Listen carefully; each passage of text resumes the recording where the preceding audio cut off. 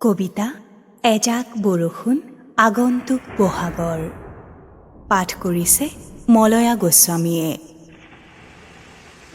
আগন্তুক বহাগৰ প্ৰথম জাক বৰষুণে মোক আপ্লুত কৰে, মোক আনন্দিত কৰে, মোক আমনিও কৰে। অপেক্ষাৰত এই জাক বৰষুণ মই বাৰে বাৰে বিচাৰোঁ। শীতৰ ধূলিৰে ভৰা ধূসৰিত পৃথিৱীখনক এবাৰ নকৈ চাবলৈ বিচাৰোঁ সেউজীয়া ৰূপত। খেতিয়কৰ আশাৰ বতৰা কঢ়িওৱা এই জাকেই যেন বাৰিষাৰ প্ৰথম বৰষুণ।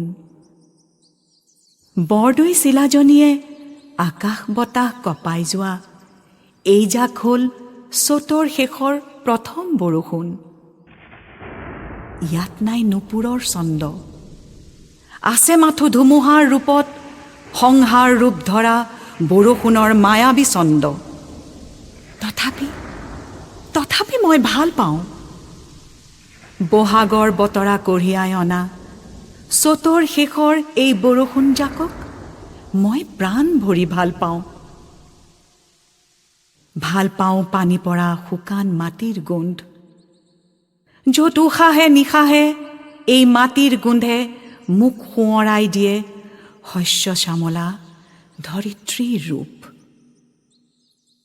ব্যস্ত নগৰবাসীৰ জীৱনলৈ নামি আহে আনন্দৰ উজ্জ্বলতা।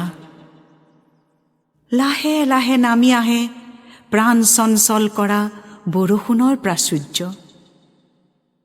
বাটে পথে পানীৰ ডোঙা বান্ধে, পথচাৰীৰ মুখবোৰত অশেষ যন্ত্ৰণা বিৰিঙি উঠে, আৰু সহিব নোৱাৰা এক বিৰক্তিত নগৰবাসী ৰৈ থাকে বাৰিষাৰ কৃত্ৰিম বানলৈ। তথাপিও আছে তাত এক মাদকতা, আৰু সেয়েহে মই বাট চাওঁ এনে এটা দিনলৈ, ধাৰাসাৰে নামি অহা আগন্তুক বহাগৰ প্ৰথম জাক বৰষুণলৈ।